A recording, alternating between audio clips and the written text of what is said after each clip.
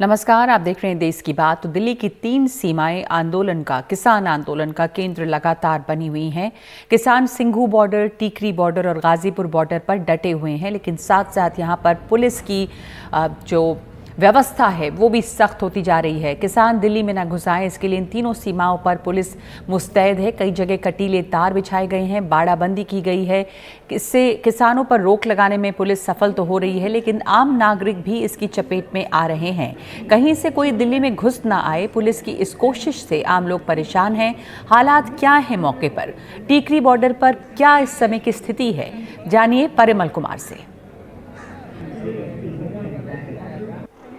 इस वक्त हम टीकरी बॉर्डर पर हैं और हमारे साथ कुछ किसान हैं जो यहाँ से जुड़ रहे हैं। उनसे बारी बारी करके बात करने की कोशिश करते हैं। बहुत सारे इंतजाम किए हैं दिल्ली पुलिस ने, कीलें लगाई हैं, कंटेनर है, ट्रॉला है, बड़ा बड़ा सीमेंटेड ब्लॉक्स है। क्या कहेंगे, कुछ हौसले में कमी आई है?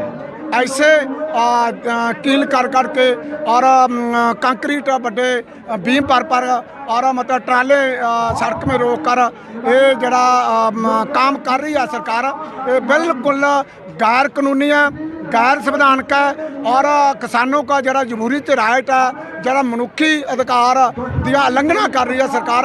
इसलिए वो काम जो कर रही है ये दुरुस्त नहीं कर रही है। इसकी सख्त शब्दों च संयुक्त मोर्चा निखेधी करते हैं। हौसले बुलंदा, सरकार जो मर्जी कर ले, पत्थर लगा दे, पिलर लगा दे, जो सरगे लगा दे, ये हमारे हौसले को तोड़ नहीं सकती। ये जी सरकार आ बखलाई हुई है, वो डरी हुई है, इसलिए ਜਿਹੜਾ ਇਹ नाके लगा रही है तो सड़कों को पाट रही है।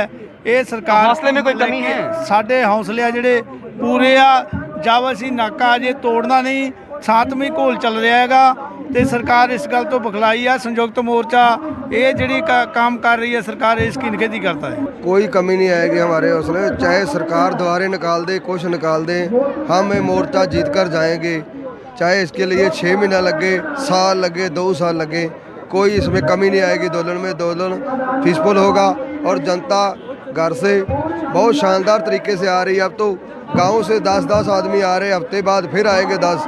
ऐसे में कोई कमी नहीं आएगी दोलन में, ना खाने पीने की, ना शासन भंग नहीं होगा। बिल्कुल, चाहे जी ये रोड जाम कर लेन, चाहे ये जो मर्जी कर लेन, साडा मकसद सिर्फ जित के 3 काले खून वापस कराउणा है। जो हौसला 26 नवंबर ਨੂੰ ਅਸੀਂ ਇਹ ਲੈ ਕੇ ਆਏ ਸੀਗੇ, ਉਹੀ ਹੌਸਲਾ ਸਾਡੇ ਦੇ ਵਿੱਚ ਅੱਜ ਹੌਸਲਾ ਤੇ ਉਤਸ਼ਾਹ ਆ। ਇਹ ਕਾਲੇ ਕਾਨੂੰਨ ਰੱਦ ਕਰਾਏ ਤੋਂ ਬਿਨਾ ਅਸੀਂ ਨਹੀਂ ਜਾਵਾਂਗੇ। ਚਾਹੇ ਇੰਟਰਨੈਟ ਸਪਲਾਈ ਬੰਦ ਕਰ ਦੇਣ, ਚਾਹੇ ਪਾਣੀ ਦੀ ਸਪਲਾਈ ਬੰਦ ਕਰ ਦੇਣ, ਚਾਹੇ ਸਾਡੇ ਖੂਨ ਦੀ ਸਪਲਾਈ ਵੀ ਬੰਦ ਹੋ ਜੇ, ਤਾਂ ਵੀ ਅਸੀਂ ਇਸ काले कानून रद्द कराए तो बिना असी वापस नहीं जावांगे। सरकार अपना जोर लगा ले, हम अपना जोर लगाएंगे। ठीक है, बहुत मुश्किल से बात करने के लिए। टीकरी बॉर्डर से परिमल कुमार, NDTV इंडिया। दिल्ली और उत्तर प्रदेश का गाजीपुर बॉर्डर भी किसानों से भरा हुआ है। पुलिस बल भी यहां पर भरपूर संख्या में मौजूद हैं। सड़कों पर नुकीली कील और कटीले तारों के जाल हैं, फिर भी जो जाने वाले हैं वो इसे पार कर ही ले रहे हैं। रवीश रंजन शुक्ला बता रहे हैं गाजीपुर सीमा का हाल। भारत से नेपाल आप आसानी के साथ में जा सकते हैं, लेकिन अगर आप दिल्ली से गाजियाबाद आपको जाना हो तो आज की तारीख में आप नहीं जा सकते, या जाएंगे भी तो बहुत मुश्किल से। हम अभी आपको दिखाएंगे कि कैसी मुश्किलें पैदा कर रखी हैं दिल्ली पुलिस, उत्तर प्रदेश पुलिस ने, क्योंकि किसान का आंदोलन चल रहा है और वो नहीं चाहती है कि किसान के आंदोलन में कोई दिल्ली से उधर जाए, तो इसके वजह से सील कर दिया गया है। ये जो रास्ता आ रहा है ये दिल्ली से आ रहा है और ये गाजीपुर मंडी से उसको यू टर्न कर दिया जा रहा है फिर से दिल्ली की तरफ, जो लोग नोएडा जा रहे हैं। क्योंकि ये आप देखिए, ये पूरा बॉर्डर जो है वो सील कर दिया गया है और यहाँ से कोई भी गाड़ी, कोई भी आदमी नहीं जा सकता। इवन अगर हम पैदल जाने की अभी अंदर कोशिश करें गाजियाबाद की ओर, तो आप देखिए कि यहाँ पर आपको अंदर अगर पैदल आप इस तरीके से जाएं तो आपको नहीं एंट्री की जा सकती है। यहाँ पर आप देखिए कि पूरा पैरामिलिट्री फोर्सेस को लगाया गया है। एक रास्ता जो आम लोग हैं जिनको रोज दिल्ली से गाजियाबाद जाते हैं, उन्होंने इस रास्ते की खोज की है जिस पर हम आपको लेकर चल रहे हैं। सर जी, कहाँ से आ रहे हैं? उधर से? तो ये तो बड़ा लंबा आप घूम के आ रहे होंगे जी। तो क्यों, मतलब पैदल भी नहीं आने दे रहे हैं? नहीं, आज तो बंद कर दिया ना उन्होंने। खोड़ा से? खोड़ा से। तो रोजाना आप जाते हो? हाँ, डेली आना जाना हो रहा है मेरा तो इधर से। फिर आज कैसे? अभी तक तो वहाँ से घूम के जा रहे थे, तो वहाँ मुझे लंबा पड़ रहा था ड्यूटी जाने के लिए। अब मैं इधर ही सब क्या करा जाए, इधर ही जंगल ही आना पड़ रहा है गंदगी में से घूम के। अब जो मेन रोड था वो भी बंद कर दिया है, अब पब्लिक तो सारी ऊपर है उस पार, लेकिन इस पार का ही पूरा बंद कर दिया। और जो रास्ते में थोड़ी पहले चलने की जगह थी उसमें भी तार बिछा दिए गए पूरे में। ठीक है, ये दिखाते हैं आपको कहाँ तार बिछाया गई है, कहाँ खाई खोदी गई है। तो ये आप देखिए कितनी गहरी खाई खोद दी गई है ताकि कोई भी पैदल भी दिल्ली की ओर ना जा सके। जबकि यहाँ पर आप देखिए कि ये पत्थर की एक अच्छी सी दीवार भी यहाँ पर खड़ी है।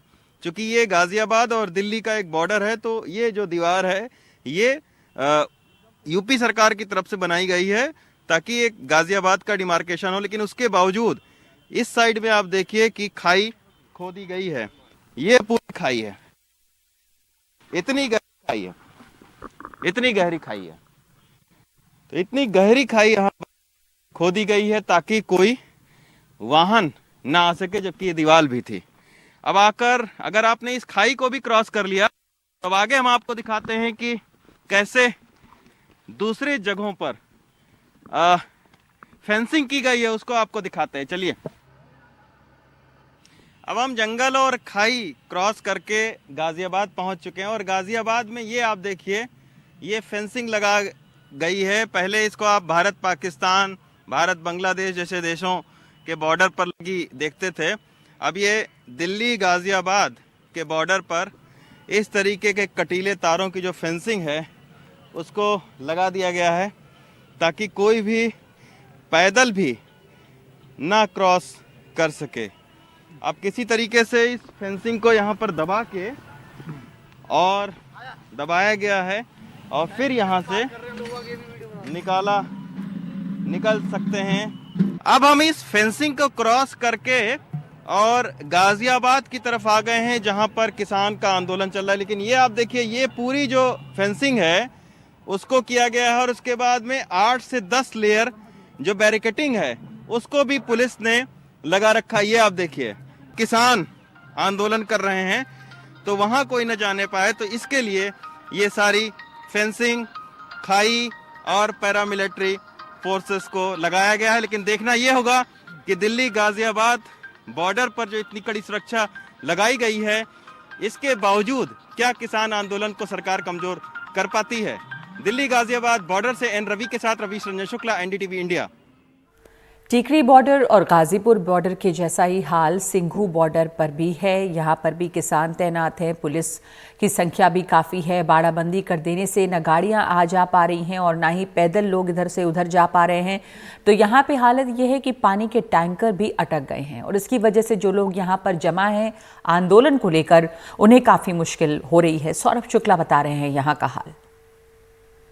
सिंघू बॉर्डर पर हालात कहा जाए दो तरीके के हैं। पहली जो समस्या है वो है अंदर जाने की। मीडिया को भी लगभग 4 से 5 किलोमीटर पैदल चल के जाना पड़ रहा है जहां पर इनका स्टेज है, और जहां पर पुलिस ने अपनी बैरिकेडिंग कर रखी है वहां भी मीडिया को नहीं जाने दिया जा रहा है। ये तमाम लोग आपको आते दिख रहे हैं, ये पुलिस के लोग हैं। यहाँ से आगे जाने के लिए आपको आई कार्ड दिखाना पड़ेगा और जो तमाम सुविधाएं हैं जो किसानों तक पहुंच रही थी, जैसे पानी की सुविधा, दिल्ली जल बोर्ड के टैंकर यहां से पानी लेकर के आगे जा रहे थे, उनको भी यहां रोक दिया गया है। जिससे सबसे बड़ी समस्या अंदर हो गई है वो है पानी की है। चाहे वो नहाने के लिए हो, चाहे वो लंगर पकाने के लिए हो, चाहे वो टॉयलेट जाने के लिए हो, वो पानी की समस्या सबसे ज़्यादा अंदर किसान जो प्रदर्शन पर बैठे हैं हज़ारों की तादाद में, उनको वो पानी की समस्या हो रही है। और वो पानी के लिए पूरी तरीके से सोनीपत प्रशासन पर निर्भर कर रहे हैं और वो वहाँ से पानी जो टैंकरों की सप्लाई हो रही है वो कम हो रही है। तो कहीं ना कहीं वो बड़ी समस्या है। अगर आपको बताएं तो लगभग इस पूरे इलाके को 4 जोन में दिल्ली पुलिस ने बांटा है। ये जोन 1 है जहाँ से आई कार्ड दिखाकर जाएं। देखिए आप देखिए ये शख्स आए हैं साइकिल से, इनको नहीं जाने दिया जाएगा। सिर्फ यहाँ से पुलिस और मीडिया को आने दिया जा रहा है आगे, वो भी पैदल। उसके आगे आरएएफ तैनात है, बैरिकेडिंग है, सीआरपीएफ तैनात है। आखिर में दिल्ली पुलिस ने जैसे कि कंक्रीट की दीवार बना दी है, 2 बैरिकेड को जोड़ करके बड़े बड़े लोहे के नुकीले सरिये लगाए गए हैं। तो फिलहाल यहाँ पर दिल्ली पुलिस ने अपनी सुरक्षा व्यवस्था चाक चौबंद कर ली है। लेकिन कहीं ना कहीं जो लोहे के तार लगाए गए हैं, इन तमाम चीज़ों से जो इस समय सबसे ज़्यादा ज़रूरत है वो विश्वास पैदा करने की है किसानों के बीच। लेकिन इन तमाम कोशिशों से जो सुरक्षा व्यवस्था के नाम पर की जा रही हैं, उन तमाम चीज़ों से किसानों के बीच पुलिस सरकार के बीच दूरी बढ़ती जा रही है, खाई बढ़ती जा रही है। किसानों का कहना है कि हमें एक तरीके से दूसरे देश के नागरिक की तरह बर्ताव किया जा रहा है, हमारे पास हमें पानी नहीं दिया जा रहा है, हम दिल्ली नहीं आ सकते पैदल, तमाम तरह की उनकी भावनाएं हैं। तो फिलहाल दिल्ली पुलिस की सुरक्षा व्यवस्था यहाँ पर चाक चौबंद है। फिलहाल जो अराजक तत्व उस दिन घुस आए थे अपने को लोकल बना करके, उनमें से भी किसी को अंदर नहीं जाने दिया जा रहा। जैसे हमने उस दिन देखा कि दिल्ली पुलिस ने उनको अंदर जाने दिया, तिरंगे झंडे लिए हुए थे, बाद में उन्होंने जाकर के अंदर हिंसा की, प्रोवोकेशन किया। तो फिलहाल ये तस्वीरें सिंघू बॉर्डर पर हैं। अंदर जाना किसी को भी पैदल भी आज इजाजत नहीं दी जा रही है। अंदर लोहे की कीलें, लोहे के रॉड और कंक्रीट की दीवार बना दी गई है आंदोलनकारी किसानों और दिल्ली की सीमा के बीच। सहयोगी सचिन गुप्ता के साथ सिंघू बॉर्डर से सौरभ शुक्ला, एनडीटीवी इंडिया। और हरियाणा के कई शहरों में आज किसानों के समर्थन में महापंचायत की गई है, जिसमें कुरुक्षेत्र, कैथल और जिंद में किसानों की भारी भीड़ जुटी और खेती कानूनों के खिलाफ आंदोलन कर रहे किसानों को अपना पूरा समर्थन इन किसानों ने दिया है। 26 जनवरी के जो हालात बने, उसके बाद 27 की रात को राकेश टिकैत जी का वीडियो भी आया, उसके बाद से क्या हालात रहे गांव में? हुआ उसके बाद किसान भावनात्मक रूप से जुड़ गया है। 36 बिरादरी इकट्ठी हो गई है और पूरे आंदोलन के अंदर पहले से भी ज़्यादा बढ़ चढ़ के भाग ले रही है। अभी हम 26 तारीख की परेड में गए थे तो उस टाइम हमारे 300 से 400 ट्रैक्टर के लगभग गए थे और हज़ारों आदमी हमारे गए थे। पोस्ट शेयर होती हैं, लाइक डिसलाइक होती हैं, वो उनको रीड करते हैं, पढ़ते हैं भाई आंदोलन के पक्ष में कौन है, नेगेटिव कौन है, पॉजिटिव कौन है, टिक मार्क करते हैं उनको बुलाते हैं कि आप हमारे साथ बहस करिए आके बिलों के ऊपर, आप इसके फ़ायदे बताइए, हम इसके 1000 नुकसान बताते हैं आपको। जो दुष्यंत चौटाला की पार्टी ने उससे उम्मीद किसानों की छूट गई, वह सिर्फ मलाई चरण के रह गए। उन्हें मलाई चरण से मतबल रह गया, ना किसान से मतबल है, ना मजदूर से मतबल है, ना देश से मतबल है। उन्हें तो अपनी मलाई चरण ही पेट भरने से मतबल रह गया। तो महापंचायत करने का एक ही मकसद था, किसान संगठन को और ज़्यादा मजबूती देना, और जो हमारा आंदोलन वहाँ 2 महीने से चल रहा है उसको हम कैसे मजबूती प्रदान कर सकें, उसको गांव स्तर पर कैसे मजबूत करें, जैसे धनराशि इकट्ठा करके, राशन पहुँचाकर, और छात्रों को और हमने युवाओं को यह संदेश दिया कि वो बढ़ चढ़ कर इस आंदोलन में भाग लें। ये आंदोलन सिर्फ का सिर्फ किसानी आंदोलन है और किसानों के लिए करना है। सभी ने शांतिपूर्वक तरीके से इतना दिखाना है कि हम किसानों के साथ हैं। लोग पहुंच रहे हैं, भारी संख्या में पहुंच रहे हैं, अपने अपने ट्रैक्टर लेकर के, अपनी अपनी गाड़ियां, मोटरसाइकिल लेकर के। आज इन्होंने फैसला लिया, किसानों ने फैसला लिया है कि सभी एक साथ दिल्ली जाएंगे और ये किसानों का आंदोलन है। ये जो प्रोग्राम है ये पूरे जिले का है, इससे शाहबाद से भी और बबैन से भी और लाडवे से भी भारी संख्या में लोग आके यहाँ जो किसान के हक में खड़े हैं। पहली बात तो हमने आज की किसान महापंचायत और ये किसान यात्रा सिर्फ एक लक्ष्य के लिए बुलाई है कि किसान आंदोलन को कैसे मजबूत किया जाए। अभी सभी से सलाह मशवरा करने के बाद निर्णय लिए जाएंगे कि किस प्रकार क्या रणनीति बनाई जाए कि दिल्ली जो हमारे भाई बैठे हुए हैं उनके पास रोटेशन वाइज हमने कैसे पहुँचना है, उनके पास क्या क्या सुविधाएँ हमने पहुँचानी है। और आपके चैनल के माध्यम से मैं कहना चाहता हूँ, we the farmer community, we don't just speak the change, we make the change. जब जब सत्ता सोने का ताज पहन इठलाई है, तब तक धरती पुत्रों ने उनका गुरूर तोड़ा है। आपके चैनल के माध्यम से कहना चाहता हूँ, I would like to request whole the world, please support us, support the farmers, those are feeding you, no farmers no food. Thank you. और इस वक्त देश की बात में एक ब्रेक ले रहे हैं। ब्रेक के बाद भोपाल में वैक्सीनेशन के ट्रायल के दौरान हुई एक मौत की गुत्थी अब तक नहीं सुलझी।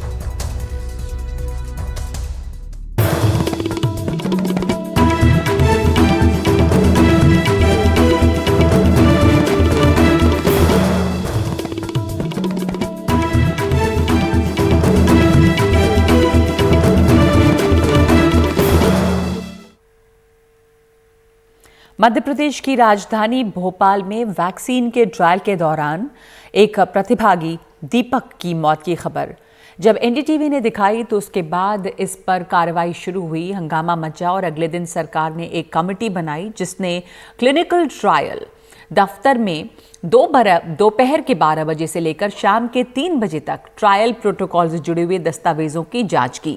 परिजनों से बात किए बगैर शाम तक रिपोर्ट भी दे दी गई, लेकिन मौत के 2 महीने के बाद भी विसिरा की रिपोर्ट नहीं आई है।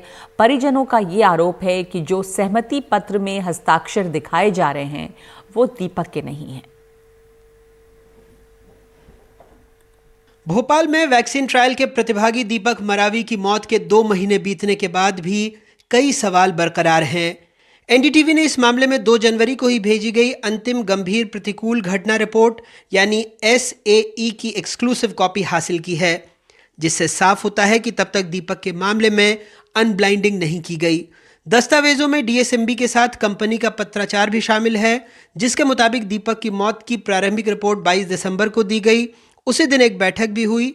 फिर 1 जनवरी को DSMB सदस्यों के साथ पोस्टमार्टम रिपोर्ट साझा की गई, जिसमें एक सदस्य ने इसे संभवतः आत्महत्या बताया था। हमें नहीं पता कि मृत्यु के कारण के बारे में अंतिम निर्धारण DSMB या DCGI ने किया था, नहीं तो इस प्रक्रिया में कितना समय लगेगा। हमने भारत बायोटेक वालों से बात करी है, उनका कहना यह है कि ये डिकोड नहीं करेंगे अभी, ये पूरा ट्रायल कंप्लीट होने के बाद ही किया जाएगा। मामला सामने आने के बाद वैक्सीन निर्माता ने भी अपने बयान में कहा था, कंपनी के मुताबिक प्रारंभिक जांच से पता चलता है कि मौत का ट्रायल में दी गई वैक्सीन से कुछ लेना देना नहीं है। वैक्सीन का ट्रायल गुप्त तरीके से किया जाता है, इसलिए यह भी नहीं कहा जा सकता कि वॉलंटियर को असली वैक्सीन दी गई थी या प्लेसिबो। प्लेसिबो कोई दवा नहीं होती और इसका कोई साइड इफेक्ट नहीं होता है। ऐसे में बड़ा सवाल यह है कि जब अनब्लाइंडिंग नहीं हुई, विसरा रिपोर्ट नहीं आई, फिर यह भी पुख्ता तौर पर कैसे कहा जा सकता है कि वैक्सीन का मौत से कुछ लेना देना नहीं है। वैसे परिवार का आरोप यह भी है कि सहमति पत्र पर दीपक के हस्ताक्षर नहीं है, न ही सहमति की कोई ऑडियो वीडियो रिकॉर्डिंग थी। जो कागज मिला है हमें, उसमें इंग्लिश में साइन है और मेरे पति हिंदी में साइन करते थे। सर मुझे 5-6 दिन हो गए हैं, अभी आई नहीं है। जो दूसरी रिपोर्ट आने वाली थी वो हमीदिया से तो गलत कर ही दिए हैं, उसमें तो पॉइजन बताए, पर आप पॉइजन बना कैसे है, कहाँ से बना ये पॉइजन, हम मुझे साफ बताएंगे।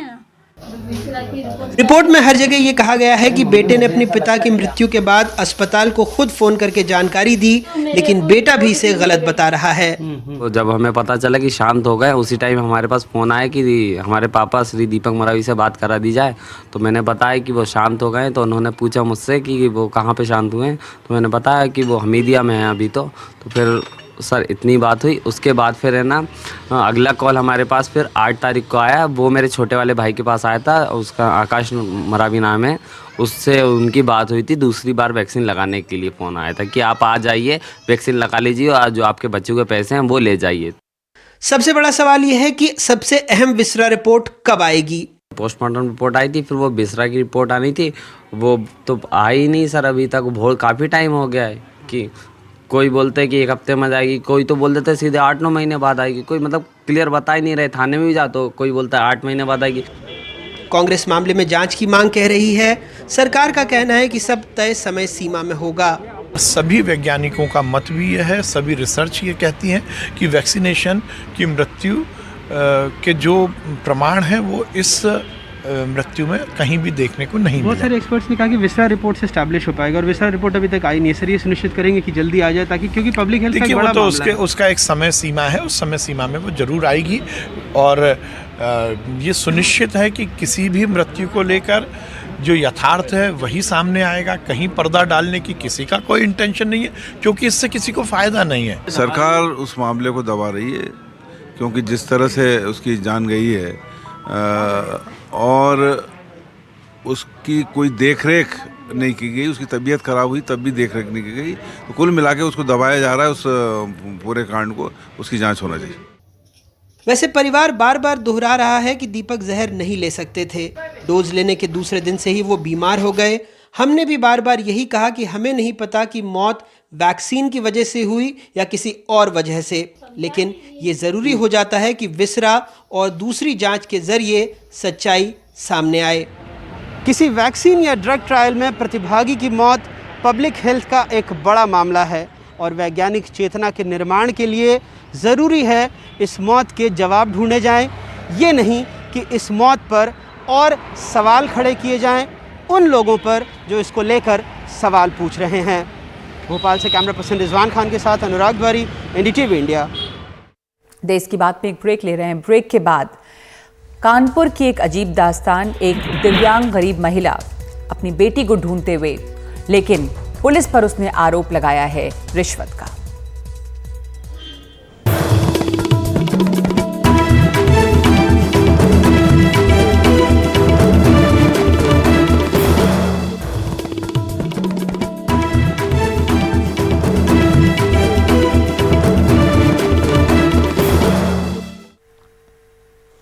कानपुर की एक दिव्यांग महिला ने पुलिस पर एक सनसनीखेज आरोप लगाया है। आरोप लगाने वाली महिला का ये कहना है कि उसने अपनी लापता बेटी की तलाश करने के लिए लोकल पुलिस को डीजल भरवाने के नाम पर 10 से 15 हज़ार रुपए दिए ताकि पुलिस 1 महीने से लापता उसकी नाबालिग बेटी की तलाश कर सके। इस मामले का खुलासा तब हुआ जब ये महिला अपनी शिकायत लेकर कानपुर के पुलिस प्रमुख के पास पहुंची। वहां स्थानीय मीडिया से बात करते हुए महिला ने कहा कि काफी दौड़ भाग के बाद उसकी एफआईआर तो दर्ज कर ली गई है, लेकिन बेटी की तलाश के लिए पुलिस ने कुछ किया नहीं है। महिला की दास्तान मीडिया में आने के बाद पुलिस अब जागी है और ट्वीट कर कहा है कि जिस थाना क्षेत्र की ये घटना है उसके इंचार्ज को पद से हटा दिया गया है और उनके खिलाफ जांच बिठाई गई है। बाबू पुलिस वाले कहते डीजल डराओ और तेल डराओ तो तुम्हारी लड़की को ढूंढ करेंगे, अब नहीं कहेंगे चल यहाँ से, ऐसे गाली देते। पुलिस को नहीं दिया, झूठी नहीं बोलेंगे, पुलिस को नहीं दिया, सिर्फ डीजल तेल हमने भरवाया है। बाबू हम 3-4 गाड़ी अकबरपुर भोगनी सामान दौड़ा, सरगमा चौकी में 2 दरोगा हैं, 1 दरोगा हमारी मदद कर रहा है बाबू, जो अब केस लिए वो मदद कर रहा है, जो पहले केस लिए था वो उसके माँ बाप को छोड़ दिया, पकड़ा नहीं। जी, ये जो पूरी घटना है कानपुर के चकेरी क्षेत्र से संबंध रखती है। ये जो महिला हैं काफ़ी वृद्ध हैं और ये डिफरेंटली एबल्ड हैं, इनके पैर खराब हैं। इनका ये कहना है कि 1 महीने पहले इन्होंने एक एफआईआर कराई थी जिसमें अपनी माइनर बेटी की गुमशुदगी या एलिज्ड किडनैपिंग के बारे में इन्होंने जिक्र किया था। इनका ये भी कहना है कि पुलिस ने उस समय इनसे कोई पैसे नहीं मांगे, लेकिन तब से कम 3-4 बार ये पुलिस की गाड़ियों में डीजल भरवा चुकी हैं, जिससे कि पुलिस जाके अगल बगल के इलाकों में छानबीन कर पाए और इनकी बेटी को ढूंढ पाए। इनका ये भी कहना है कि बहुत बार पुलिस उनसे बदतमीज़ी से बर्ताव करती है, उनसे ये कहती है कि तुम यहाँ क्यों आती रहती हो बार बार। इस तरह के आरोप भी उन्होंने लगाए हैं। ये सब कुछ तब उजागर हुआ, इसके बारे में तब पता लगा जब कल ये महिला कानपुर के जो DIG कम SSP हैं उनके दफ्तर पहुँची और वहाँ पर अपनी फरियाद बताई। वहाँ पे कुछ पत्रकार भी थे, उन्होंने इनकी सारी बात रिकॉर्ड किया। उसके बाद ये ट्विटर पे काफ़ी वायरल हुआ इनका वीडियो, जिसके बाद कानपुर पुलिस ने एक ट्वीट किया जिसमें उन्होंने ये बताया कि इनको एक पुलिस जिप्सी में कानपुर SSP के ऑफिस से ले गया उस थाने से संबंधित एक चौकी है जहाँ पे चौकी इंचार्ज को हटा दिया गया है और एक विभागीय जाँच भी बैठा दी गई है। साथ में पुलिस का ये कहना है कि 4 टीमें उन्होंने अब लगाई हैं इनकी बेटी को ढूंढने के लिए। लेकिन जो मूलभूत सवाल है वो ये है कि ये इस तरह के वाक़ये जो हैं वो पुलिस की कार्य प्रणाली पे बहुत बड़ा सवाल उठाते हैं। और अगर एक आम आदमी के साथ पुलिस थानों में ये हो रहा है उत्तर प्रदेश में, तो ये सोचने वाली बात है कि इंसाफ, जस्टिस, किसी भी तरह की उम्मीद करना ये एक बहुत दुर्लभ चीज़ फिर हो जाती है। यहाँ पुलिस ने पिछले कुछ दिनों में बहुत अलैक्रिटी दिखाई है, बहुत सारे पत्रकारों पर FIR हुआ है खबरें दिखाने के लिए। सिर्फ बड़ी खबरें नहीं, या सिर्फ नेशनल लेवल की खबरें नहीं। 3 पत्रकारों पे कानपुर देहात में इसलिए FIR हुआ है क्योंकि उन्होंने एक स्टोरी की जिसमें उन्होंने ये दिखाया है कि इस जाड़े के टाइम में कुछ छोटे बच्चों को योगिक एक्सरसाइज करवाई जा रही थी समर क्लोथ्स में। तो इस पर भी FIR होता है यहाँ पे। लेकिन जहाँ पे सही में किसी की मदद करने वाली बात है, वहाँ पे ये पुलिस और वहाँ पे ये फोर्स क्या सही से काम कर रही है या नहीं, ये शायद पुलिस के आला अधिकारी अगर इंट्रोस्पेक्ट करें तो हम सबके लिए अच्छा होगा। और जैसे जैसे वैलेंटाइन डे नज़दीक आ रहा है, ऑनलाइन गिफ्ट कार्ड और दूसरे लुभावने ऑफरों की लिंक SMS, WhatsApp और ईमेल के ज़रिए आनी शुरू हो गई है। लेकिन ठहरिए, उसे खोलिए मत, क्योंकि ये आपको ठगने की चाल भी हो सकती है। मुंबई पुलिस की साइबर सेल ने ऐसी ही एक शिकायत मिलने पर सभी को आगाह किया है। सोशल मीडिया पर तेजी से वायरल हो रहे इस वैलेंटाइन डे ऑफर से सावधान। इस लिंक पर क्लिक करने से ताज होटल में 7 दिन मुफ्त में ठहरने का मौका तो नहीं मिलेगा, लेकिन आपका मोबाइल फोन हैक होकर बैंक अकाउंट जरूर खाली हो सकता है। खुद ताज होटल ने ट्वीट कर और मुंबई साइबर पुलिस को शिकायत कर इसे फर्जी बताया है। वैलेंटाइन डे के लिए साइबर फ्रॉडस्टर्स ज़्यादा एक्टिव हुए हैं और उन्होंने कई लिंक्स भेज के ऑफर्स दिलाना शुरू किया है। ये सब ऑफर्स फ्रॉड है। अभी ताज होटल ने भी इसके बारे में ट्वीट करके उसका क्लियर किया है कि ऐसी कौन सी भी ऑफर उन्होंने नहीं दी। सोशल मीडिया पर टाटा का ही एक और ऑफर घूम रहा है, जिसमें पूछे गए सवाल का सही जवाब देने पर मोबाइल फ़ोन इनाम में मिलने की बात लिखी है। साइबर पुलिस का कहना है कि ऐसे कई लिंक हैं जो ठगने के इरादे से भेजे जा रहे हैं। कुछ लिंक में गाड़ी का प्राइस दिखाया गया है, कुछ लिंक में मोबाइल का प्राइस है, कुछ लिंक में ऐसा दिखाया गया है कि मेरे फ्रेंड को प्राइस मिला है तो आप भी इसमें पार्टिसिपेट कीजिए, ये लिंक ओपन कीजिए, आपको भी प्राइज़ मिलेगा। तो आपके माध्यम के ज़रिए मैं सबको अवेयर करना चाहूँगी कि साइबर फ्रॉडस्टर की ये नई टेक्निक है, तो उनके ये जो फ्रॉड्स है और ये लिंक है वो आप ओपन ना करें और किसी को भी फॉरवर्ड ना करें, क्योंकि ये सब फ्रॉड लिंक्स है। साइबर पुलिस के मुताबिक साइबर ठग सोशल मीडिया पर लोगों के फोटो और वीडियो पोस्ट के जरिए अपने शिकार का पता लगाते हैं और उनके निशाने पर ज़्यादातर बुजुर्ग होते हैं।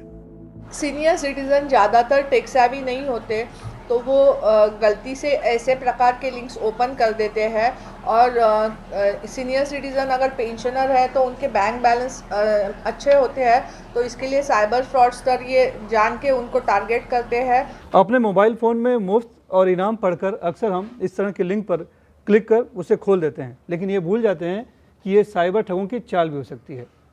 जब भी हम इस तरह के लिंक पर क्लिक करते हैं तो लिंक खुलते ही मोबाइल फ़ोन में दर्ज सूचनाएं और बैंक अकाउंट की जानकारी साइबर ठगों तक पहुंच जाती है और वो बैंक अकाउंट खाली कर देते हैं। इसलिए आगे से ऐसी किसी भी लिंक पर क्लिक करने के पहले ये ज़रूर सोच लें कि कहीं लेने के देने न पड़ जाएं। मुंबई से कैमरामैन अशोक महाटी के साथ सुनील सिंह, एनडीटीवी इंडिया के लिए।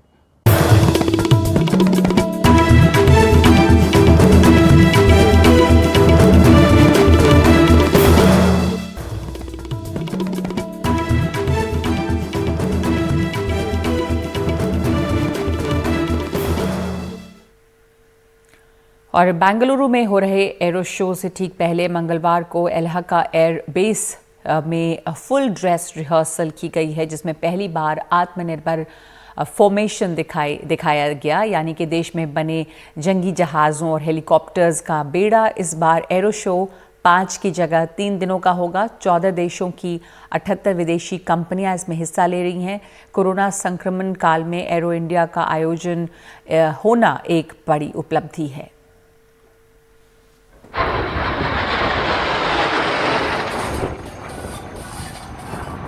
देश में बने लड़ाकू जहाजों और हेलीकॉप्टरों का बेड़ा।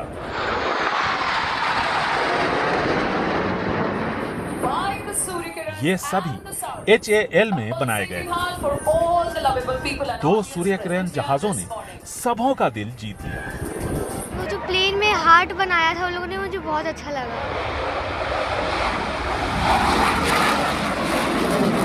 रफाल का उड़ान भरने का तरीका और रफ्तार सबों को भा गया। हालांकि विदेशी विमानों की कमी दर्शकों को खली। कोरोना के टाइम में हो रहे हैं, हम लोग बाहर के एयरक्राफ्ट नहीं देख पा रहे हैं। इस बार एरो इंडिया में 601 कंपनियां हिस्सा ले रही हैं। इनमें से 523 देसी और 78 विदेशी। रक्षा उत्पादों की 248 कंपनियां वर्चुअल प्लेटफॉर्म पर होंगी। आत्मनिर्भर भारत का हमारा यह संकल्प भी पूरा हुआ है और दोनों टेक्नोलॉजिकल और मैन्युफैक्चरिंग सेक्टर में हम आत्मनिर्भर बनना चाहते हैं।